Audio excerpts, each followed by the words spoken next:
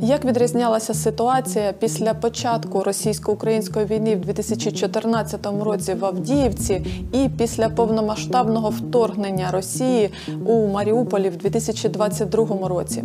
Що таке Маріупольська стіна плачу?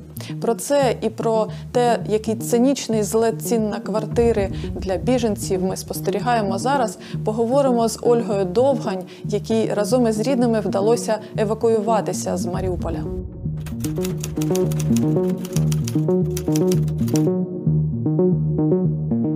Олю, ми перед тим, як з вами говорили, ви сказали, що в вашій родині не прийнято розповідати багато, виставляти свої фотографії в соцмережі і так далі. Чому все-таки ви вирішили розповісти вашу історію сьогодні нам? Сын, как-то он у нас в семье как-то...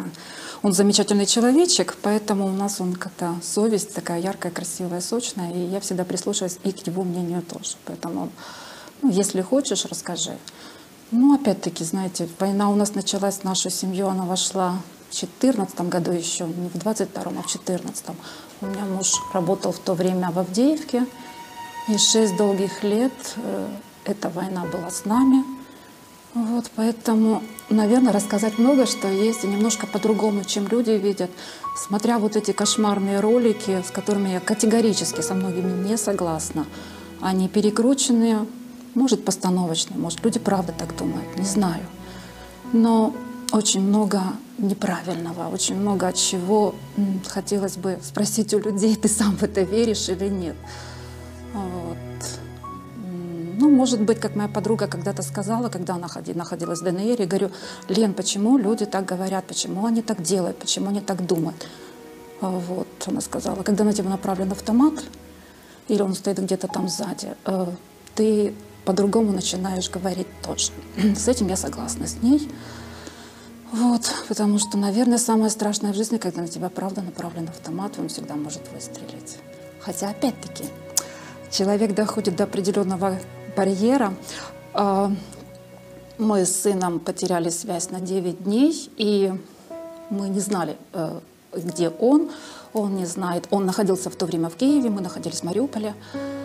И он не знает, где мы. И тут, наконец-то, в один прекрасный момент мы проходим мимо, и там на заборе висят куча людей и разговаривают по телефонам. И для того, чтобы услышали тебя, это нужно как-то было повыше поднять телефон, и как-то пытаться поймать. И мы все пытались как-то, и люди очень переживали. И это впервые они начали слышать своих родных. Все говорили одно и то же: мы живы, у нас все хорошо. И плакали все, мужчины, женщины. Когда ты слышишь голос своего ребенка,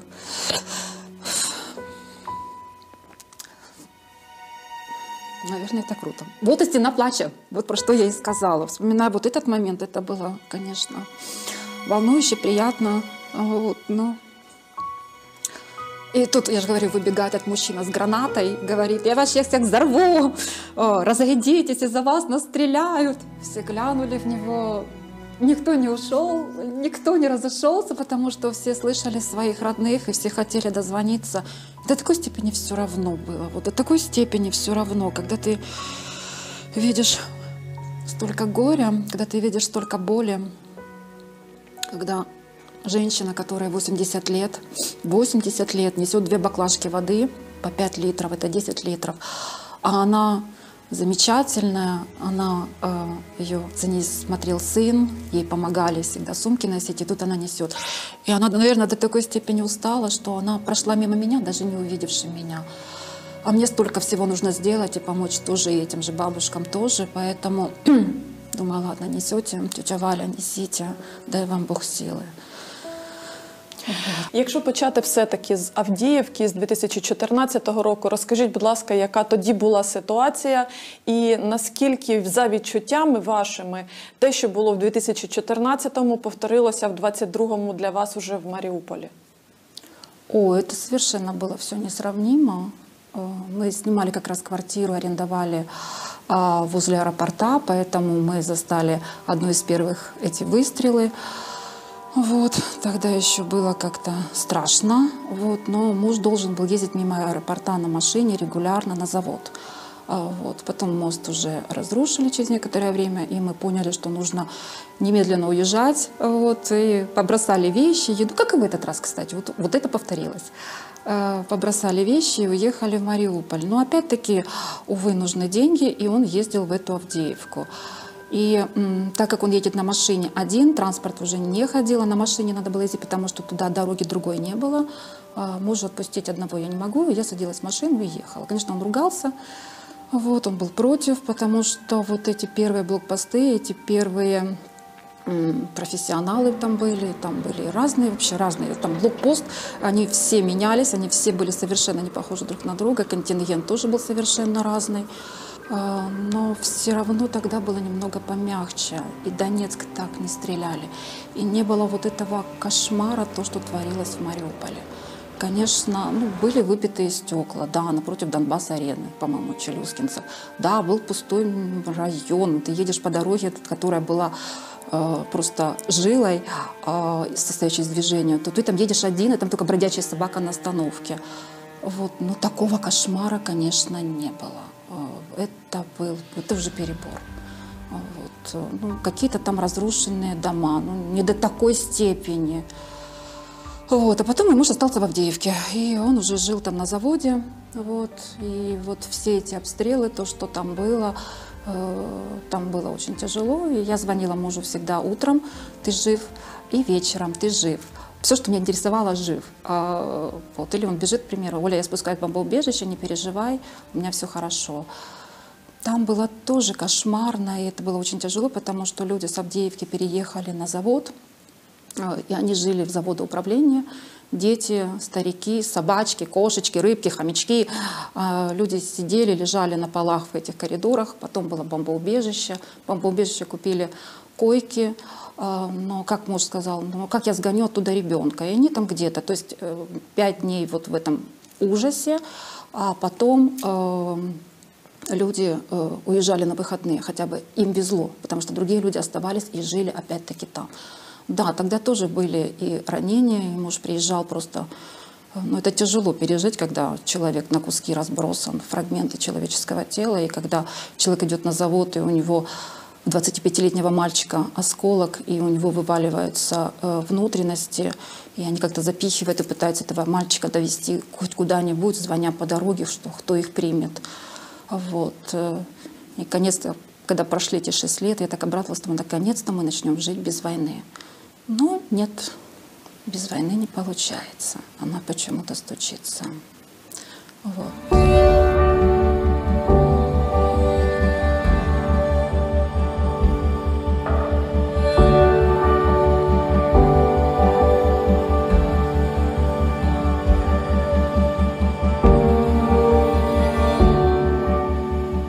Наконец-то мы жили в Мариуполе, вот сын жил в Киеве, и я между сыном и мужем балансировала. И наконец-то мы восстановили психику мужа, начали восстанавливать здоровье, потому что это очень серьезно отразилось на его здоровье. И как-то начали жить в своей квартире, на своей кровати. Для меня это очень важно. Я женщина, и для меня мой дом – это моя крепость. И я очень люблю свою квартиру. Любила. 24 лютого, як для вас розпочалося? Цього року, звичайно. В 6 утра пришла смс-ка от моей племянницы, которая жила моим сыном в это время в Киеве, и написала: Оля, Киев обстреливают. И я проснулась от этой смс-ки, что она пришла. И тут я слышу: Восточный тоже обстреливают. Мы от Восточного в сторонке как раз. До такой степени сильно грохотало, что такого давно не было. Зашла, конечно, новости посмотрела. Муж спит. Думаю, ладно, проснется утром и узнает радостную весть. Вот. Что самое смешное, позвонила брату. Говорю: как у тебя дела? Он говорит: у меня все хорошо. Говорю: у меня-то голова болит. Он говорит: конечно, погода меняется. Говорю: Ром, война началась. Он: да ладно тебе. И, кстати, очень многие восприняли так: да ладно, так не бывает. Кстати, в моей голове тоже это не укладывалось. Наверное, у многих в голове это не укладывалось. Вот. І прокинувся ваш чоловік, чи він все-таки, як далі все відбувалося? От ви його розбудили, чи він сам прокинувся? Нет, я его не будила, конечно, он сам проснулся и пошел варить кофе. Ну и тут он зашел в новости, и тут опять-таки слышно этот прекрасно восточный, который просто, вот, не знаю, полирует просто. Ну, давно такого просто не было. И если были взрывы, то они все равно как-то, ну, мы привыкли уже к этому. Поэтому вот такой силы, такой интенсивности, конечно же, не было еще, наверное, ни разу. Очень сильно. Вот. Ну, ощущения жутковаты, но в голове все равно не укладываются. Многие люди собрались, начали уезжать.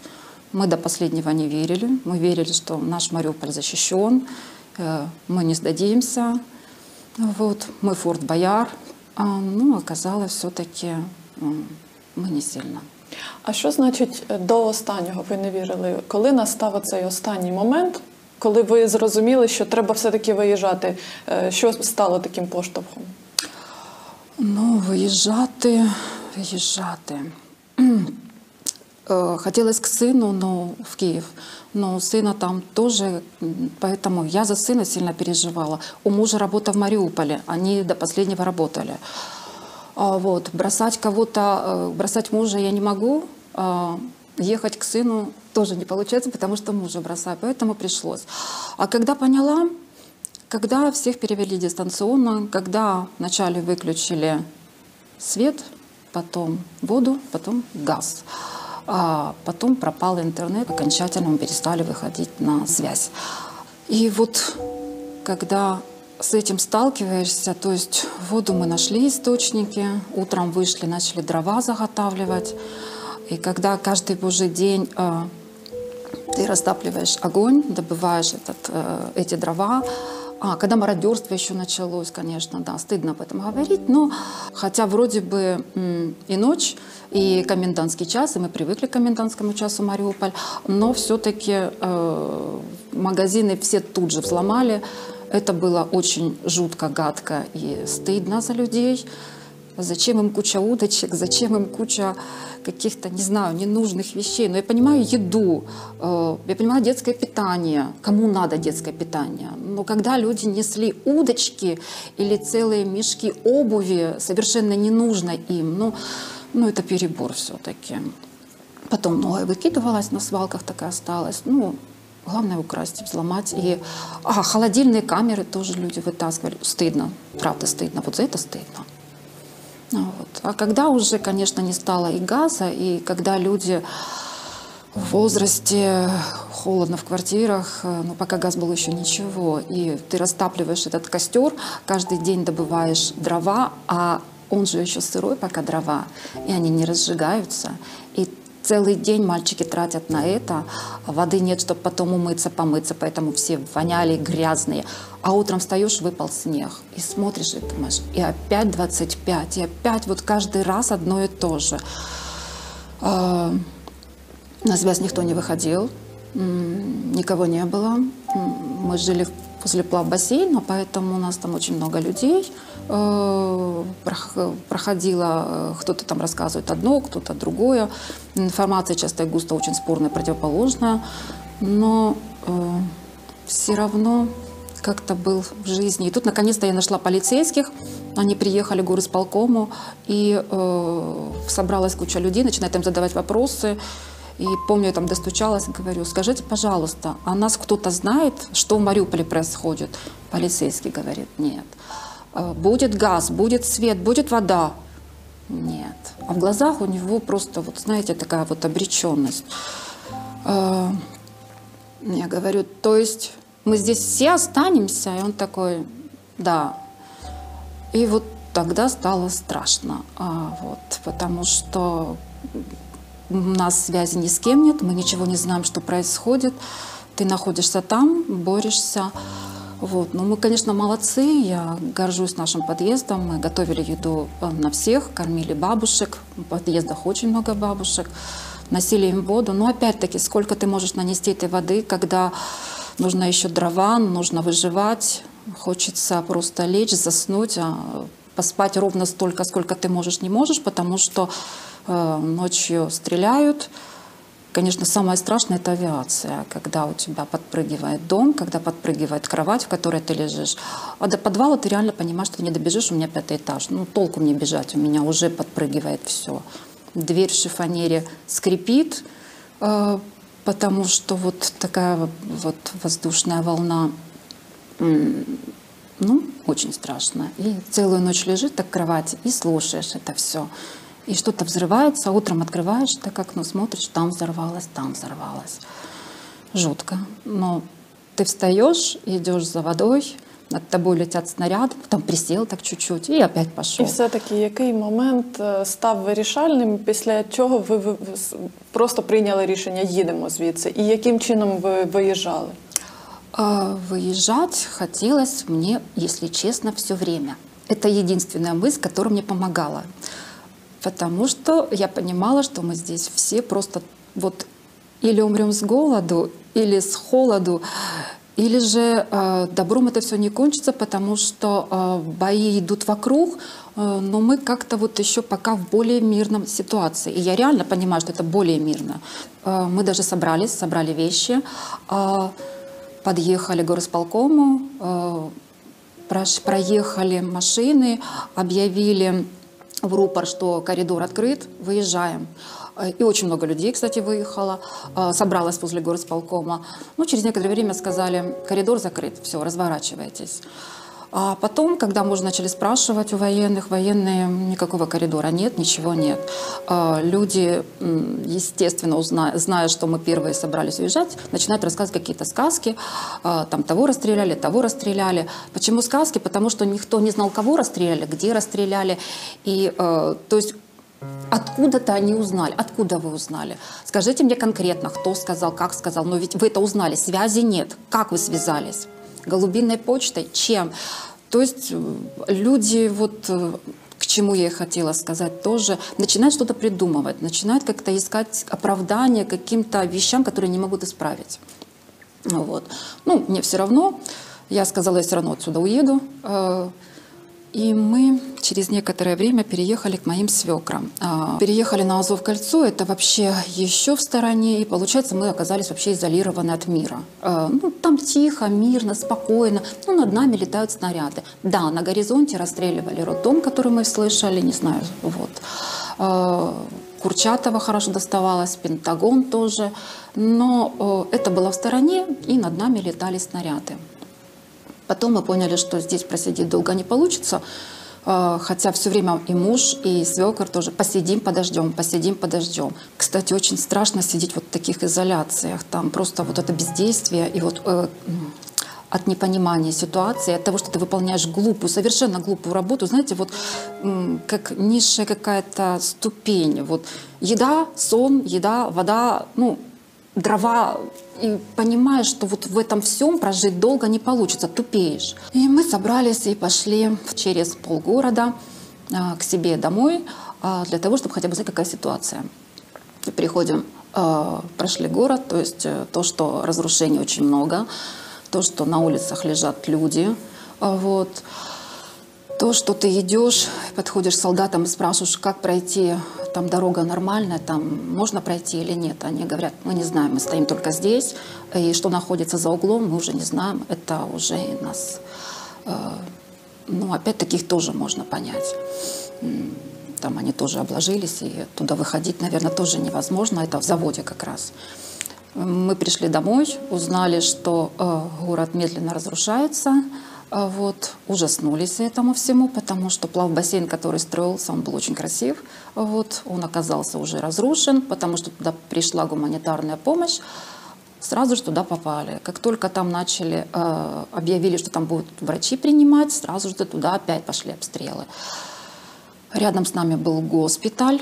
Не знаю, почему они его не обстреливали, может, для себя берегли, не знаю. Вот, хотя, опять-таки, в оправдании или восхищение. Туда ходили люди, оказывали им медицинскую помощь. Ходил туда ребенок, у него болел зуб, приезжали туда беременные. То есть солдаты помогали. Если нужны были какие-то медикаменты, нужно было подойти к ним. Ну, я не обращалась, но многие туда ходили, и я это тоже проходила и видела. Мы очень много передвигались по городу втроем. 16 марта приходит мой брат. Они ходили за водой с мужем. Туда приехали военные и сказали, что вы здесь делаете? Надо уезжать. Что вы здесь делаете? Как уезжать? Есть коридор. Ну, то есть он не защищен, вы выезжаете на свой страх и риск. Я говорю, я еду. Вы как хотите, я еду. И мы 16-го это мы узнали, 17-го ставим свекрам известность и опять через весь город идем к себе домой, чтобы понять ситуацию, потому что там все равно больше народу, там хотя бы что-то понятно, это плавбассейн, горосполком, как коридор, куда выезжать, в какую сторону, хотя бы как-то. А во-вторых, нам нужен был бензин, у нас не было бензина, нам не хватало. Поэтому бензин тоже нужно было где-то раздобыть. И мы приходим к нам, выходим на вот эту стену плача, что я рассказывала, что когда мужчина с гранатой, вот как раз вот этот был случай, вот, и мужу приходит смс-ка: помогите, пожалуйста, спасите, там Сережа сидит в подвале на Кирова, ситуация очень сложная. Муж говорит, я должен его спасти.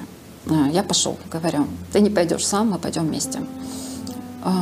Ну, мы собираемся, предупреждаем всех. Я раздаю номер телефона своего сына соседям, потому что у соседей нет этого номера телефона моего сына. Вот. И мы идем на это Кирово. Это через открытую местность. Доходим до Кирова и просто ужасаемся. То, что у нас, это страшно. То, что на Кирова, это просто жахіття. То, что там нету стекол нигде в домах, это понятно. То, что там нету плит, то, что нету крыш, часто и густо. И мы с мужем идем через это гориллое Кирово. Большой такой микрорайончик в центре почти города. Бегают автоматчики. Вот, идут какие-то там люди. Один мужчина шел, два, там что-то такое. И мы аккуратно так вот хамыль, прижимаясь к стене, как-то стараемся пробиться, потому что надо пройти через открытые местности, их очень много. Много горелой техники. Находим Сережу и уже возвращаемся обратно. Вот тоже обожаю этот случай, просто вообще потрясающий. И начинает обстрел Кирова. То есть стреляют снаряды, что-то там рушится, что-то падает, что-то сыпется, там дымовуха. Я вижу, как снаряды летят мимо нас. Мы там где-то присели, сидим себе тихенько и ждем, когда же развеется дым, чтобы мы хотя бы могли понять, куда нам идти. И в это время слышу какой-то звук такой интересный. Думаю, да что ж такое? Развергается такой дым. И мужчина тянет тележку, которая загружена продуктами. Сверху лежит туалетная бумага. И он по проспекту, пули, камни, стекла. А он себе аккуратно вот идет по этой дороге, не прижимая даже ушей. Вот вообще потрясающий человек. Вот бесстрашное создание. Мы посидели, подождали, вышли. И в это время уже идем как раз. Вот, и нам дальше виден наш уже Ильичевский район. Вот, там взрывается возле танка дом. Вот, и он, по-моему, 9-этажка, вот она аккуратно так осаживается. Но не вся, конечно, да. Вот там что-то взрывается, оттуда взрывается. Поэтому, когда кто-то говорит, взрывают азовцы, вот мне тоже все время интересно, как они видят, что это азовцы взрывают. Вот я иду, я вижу снаряды, я вижу прилеты. Но откуда прилеты? Вот эти вопросы я хотела бы задать этим людям. Откуда вы знаете? Когда-то я слышала, тоже одна говорила, ну ведь на снаряде написано была Украина. Говорю, да, Made in Ukraine, да, согласна. На заборе тоже много что написано. Но нас же с авиации обстреливала Украина. Говорю, а у нас есть авиация, оказывается. Почему об этом никто не знает? Вот, поэтому мы пришли домой, уже к нам попала в квартиру, но не сильно. Но наш дом уже хорошо начали, высыпались окна уже, там очень много. И мы поняли, что как-то вот до свидания, моя любимая квартира, я тебя очень люблю. И шли в этот день, то есть сколько человек может выдержать. И идем домой уже к свекрам, Азов-Кольцо. То есть это в одной части города эти взрывы, эти разрушения, это вакханалия, это мракобесие. И мы идем уже к себе на Азов-Кольцо, и так мило, замечательно, вечер, так смеркается, тихо, спокойно. И думаю, Господи, как классно, Макс, посмотри, как классно, как будто бы все хорошо и замечательно. На горизонте Пентагон виднеется. Это пусть 6, 7, 9 девятиэтажек. И в это время к ней летят 3 маленькие звездочки такие. Подлетают они, и весь Пентагон загорается. Загорается желтым пламенем, и весь микрорайон горит. В одну секунду, то есть было тихо. Эти люди не могли спуститься в бомбоубежище. То есть их спалили просто заживо. Это фосфорные бомбы, которые запрещены в мире, потом как мне это объяснили. Зрелище просто ужасное. Тогда я домой пришла, у меня случилась истерика впервые, потому что, ну, наверное, всему есть какой-то предел. На следующий день мы собрались уже рано утром і уїхали. Як вам вдалося виїхати? Тому що багато говорять, багато пишуть, ну і люди, які самі вибиралися, і ті, хто висвітлюють ситуацію, що справді коридорів або не було, або вони були на свій страх і ризик. Як саме ви їхали машиною чи автобусом? Скільки вас було? Автобусов не было. Автобусов все так же не было. Все ждали автобуса, конечно, но их не было. 10 литров бензина мы купили за $200. Вот. У нас не было этих денег. То есть у нас были деньги, но они лежали в банке. То есть виртуально мы имеем деньги, а реально нет. Ну и вот, получается, нужен был бензин. $200. Вначале ограбили, потом продали. Тоже, да, восхищаюсь. Получается, если честно, вот до сих пор уверена, это Господь Бог вел. Мы спасли этого Сережу. У Сережи оказались эти $200. Мы сели в машину, и вот просто едем по дороге, и за нами так пристраиваются, за нами впереди машины. И вот выезжая, там нас было 3 машины, и через некоторое время выстраивается огромная такая шеренга, и мы за ними уже едем. Куда они ехали, мы не знаем.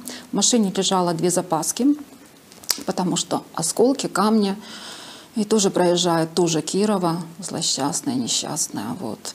Горит дом, вот он просто дымится весь практически, а рядом внизу люди готовят еду. Они не прячутся никуда. Центр весь просто уничтожен. Прекрасного проспекта Артема, которые старые дома, которым больше 100 лет, они разрушены. Видеть это, конечно, нереально, и поэтому, конечно, оставаться, ну, ни одной мысли не было. Единственное, что когда мы сказали соседям своим, мы уезжаем, и вот стоят эти бабушки, вот эти старенькие люди, которым очень холодно, которым очень страшно, точно так же страшно, как всем. И они тебе желают счастливой дороги, и желают тебе счастья. Это очень сложно. И бросать их, и они реально понимают, что это 2 мужчины уезжают, которым очень нужны. И, ну, чувствуешь себя немножко не очень хорошо. Ви виїжджали просто члени вашої родини, правильно? Ви сказали просто 3 машини. 3, это не члены нашей семьи были. Мои свекры до сих пор там находятся. Это просто соседи. И как раз вот совпало, что соседи, я же говорю, как-то Господне провидение, вот эти машины, эти люди. Тоже страшно было ехать самому. Мы тоже думали, какой-то коридор. На самом деле никакого коридора не было. Это просто вот люди выезжают и едут. Но да, видно вдоль дороги машины горелые, видно техника, вот, видно, что бои были, тоже очень много таких мест. Ну, видимо, уже людей поубирали, скорее всего. Поэтому в машине у нас сидело 3 мужчины, мой муж, мой брат и Сережа, которого мы спасли, и я. Когда мы садились в машину, я у всех спросила, вы все понимаете, что это может быть просто единственный день нашей жизни, последний? Они говорят, да, мы сели и поехали. Вот. Ну, дальше. Як саме ви виїжджали?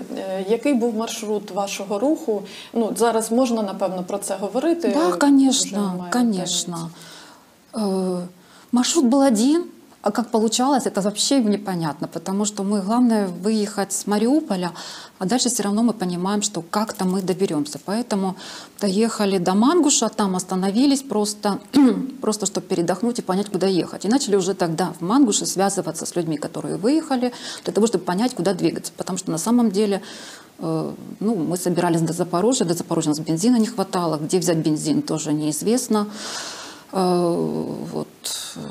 Поэтому уже в Мангуше мы начали определяться, куда двигаться. Где-то часа 2 там пробыли. Вот, уже там много военных, конечно, российских. Вот, и много очень людей наших было, беженцев, которые вот тоже непонятно куда ехать. Но те, которые были с нами, они сказали, мы поехали, ну, счастливого пути. Мы определились. Муж сказал, у нас нет бензина, мы не доедем до Запорожья, потому что мало ли, давай едем в Бердянск. Мне все равно, куда мы едем, я хочу хоть куда-нибудь подальше с этого места. Приехали в Бердянск, там тоже очереди. Конечно, никаких коридоров не было, пристраиваешься к машинам. Мост взорван, поэтому где-то объезжаешь. Но опять-таки вот как-то в этот день нам просто повезло. Вот было тихо, было спокойно. Ну, где-то там стреляли, где-то там грохотали, где-то там над нами что-то пролетало. Ну, Бог с ним, пусть оно летает. Вот рядом ничего не взрывалось. И хорошо уже. Вот. Ну, там стороночки чуть-чуть. Ну, это же не так уж близко. Это, по сравнению с тем, что мы видели, конечно, это было более-менее терпимо. І після Бердянська вам вдалося все-таки, напевно, ну я так собі уявляю, да, що вам вдалося, напевно, знайти бензин. Яка далі була ситуація? Чи ви проїжджали блокпости? Тому що багато розповідають про те, що там 15 блокпостів на виїзді. Я пыталась посчитать, я не смогла посчитать. И тем более у меня в машине 3 мужчины. Мальчика выворачивали и просматривали, прохлопывали и проверяли карманы. Вот, и сумки у нас проверяли. Ну, опять-таки, с 2014 года я была к этому привычна, поэтому, ну, проверяют и проверяют. Выражение, конечно, мне тоже понравилось. Один из солдат у мужа моего спрашивает, где работал? Где работаешь? Работал. Приятно, да, молодцы, помогли, освободили. А в Бердянск, кстати, мы приехали, пробыли там 4 дня. Тоже одно из жутких вещей, которые мы там застали. Не скажу, какого числа, ну пусть будет 20 марта, ну там плюс-минус, правда не скажу, потому что было 18, скорее всего 20 марта. Я уже как-то вот немножко начала выходить на улицу, потому что надо было тоже там добывать еду, у нас еды ничего нету. И я гуляю по Бердянску и слышу там вдалеке, возле моря, митинг «Бердянцы, Украина», «Бердянцы, Украина». Собралось очень много демонстрантов, и они пели украинские песни. Вот, кричали. Потом на следующий день я узнала, что приехали солдаты, побили автоматами всех, прикладами, разбили телефоны, били всех подряд, и женщин, и мужчин. И вот после этого митинга на следующий день уже очень много солдат, очень много техники. И просто Бердянск был наводнен этими всеми людьми. И что самое интересное тоже, вот на улице так разговаривают люди, пьют кофе. Это так дико, кстати, вот вообще дико. Можно пить кофе, оказывается, просто так, зайти и пить кофе. Вот. И люди разговаривают, общаются на лавочках, и в это время тишина гробовая на весь Бердянск. А солдаты зашли и идут по аллеям. Бац, они прошли, люди начинают разговаривать. Вот. То есть все равно это неприемлемо. Люди разговаривали там, и точно так же в Бердянске, хотя Бердянск — это уже Россия. Они очень хотят быть также Украиной. Может, какие-то единичные, может быть, не знаю. Люди везде есть, всегда были предатели, они есть и будут. Но основная масса хочет быть Украиной. Як ви виїхали з Бердянська? Де саме були блокпости? До того, як ви в'їжджали в Бердянск? Чи вже після того? И до, и после. Ну, и въезжать в Бердянск тоже там огромная очередь. Люди стоят там, не знаю, это было холодно тогда, еще 18 марта, было морозно. И люди стояли там даже ночью, вот в этих холодных машинах, огромная такой очередью, просто невероятно холодно, в туалет сходить невозможно, ветер, машина так немножко подпрыгивает, продувает ее со всех сторон, у многих машин не было стекол. У многих машин там залеплено как-то скотчем или вообще стекол не было. Вот. И люди там стояли просто. И закрывается блокпост, потому что комендантский час, по-моему, с 7 начинался. И дальше стойте, ждите ветра в поле. Вот. Ну, я схитрила. Смотрю, так люди куда-то едут. И я вышла на дорогу, спрашиваю, куда вы едете? Нет, в другую сторону Бердянска. И я такая, едем туда. Там, правда, была очередь поменьше. Потом я уже советовала всем ехать именно не не со стороны Мариуполя, а со стороны Мелитополя заезжать в Бердянск, там очередь была меньше. И мы въехали, конечно, намного быстрее, и мы не ночевали посреди поля. Многие люди это проходили. Чому ви вирішили все-таки виїжджати з Бердянська? Це вплинуло те, що ви бачили багато російських військових, чи ще були якісь причини? Нет, я хочу домой, я хочу в Украину. Украина — это мой дом. Как это? Это была просто перевалочная база. Нам нужно найти было бензин, нам нужно было передохнуть, нам нужно было элементарно помыться, вот, хотя бы поесть. Во-вторых, опять-таки искали бензин. Мы 4 дня добывали бензин.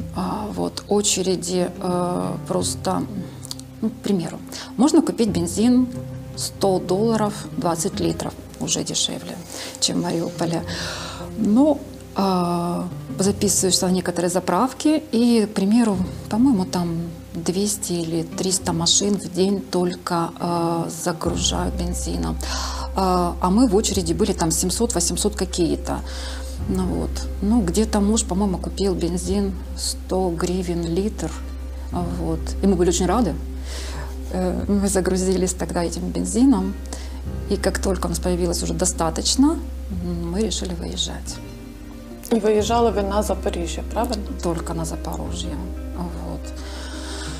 В Запорожье ехали тоже много блокпостов. Все они, конечно, замечательные были. Все старались вести себя очень корректно. Вот. Не всегда у них получалось. Вот. Ну, слава Богу, как-то Господь миловал. И собрались даже, вот, ждали сопровождения. В этот день нам тоже повезло, потому что перед этим, как раз за день до нас, обстреляли вот то место, где люди собираются колонной, ждут сопровождения уже на Запорожье. Видно, что обстрелянные дома, видно, что люди живут в каких-то кошмарных условиях, но по сравнению с Мариуполем все равно они жили получше. Ну, мы там недолго пробыли, поэтому в Запорожье, выезжая с Бердянска в 6 утра, мы в Запорожье были уже в 12. И я помню, как вот тоже первый блокпост украинский, и на каждом блокпосту, естественно, мальчики выходили, показывали, там, не знаю, пальцы, руки, там, кто что смотрел, на каждом блокпосту они свое придумывали.